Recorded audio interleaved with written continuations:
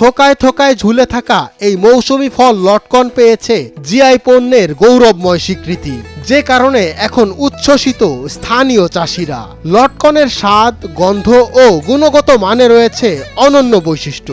আমরা ইনশাল্লাহ এই কথাটা শুনি না, আপনাদের কাছে শুনি না, আমরা অত্যন্ত আনন্দিত এবং আমরা এই সরকারকে অনেক অনেক ধন্যবাদ জানাচ্ছি আমাদেরকে আন্তর্জাতিক ফল হিসাবে এটি ঘোষণা দেওয়ার জন্য। গত 30 এপ্রিল বিকাল 3টায় বাংলাদেশ ফরেন সার্ভিস একাডেমিতে আয়োজিত সনদ প্রদান অনুষ্ঠানে নরসিংদীর জেলা প্রশাসক ও বিজ্ঞ জেলা ম্যাজিস্ট্রেট মোহাম্মদ রাশেদ হোসেন চৌধুরীর হাতে আনুষ্ঠানিকভাবে জিআই নিবন্ধন সনদ হস্তান্তর করা হয়। তবে চলতি বছর ভালো ফলন হয়নি বলছেন কৃষকরা।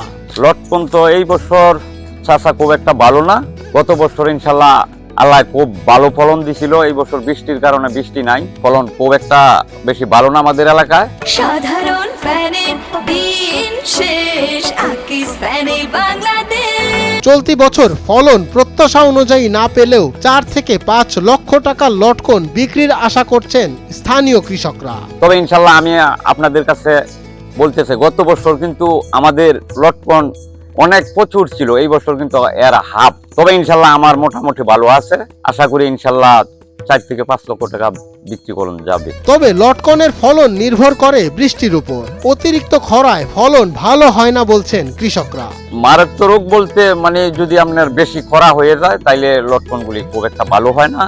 পানির অভাবে আমাদের এলাকাটা তো পাহাড় এলাকা, এখানে আপনার মনে করেন বৃষ্টি বাদল যদি কম হয় তাইলে এই লটকনগুলি খুব একটা ভালো হয় না, মন ছোট ছোট হয়ে যায়। আর যদি বৃষ্টি থাকে তাইলে খুব সুন্দর হয়। নরসিংদীর লটকন শুধু একটি ফলই নয়, এটি এ অঞ্চলের ঐতিহ্য ও কৃষিভিত্তিক অর্থনীতির একটি গুরুত্বপূর্ণ অংশ।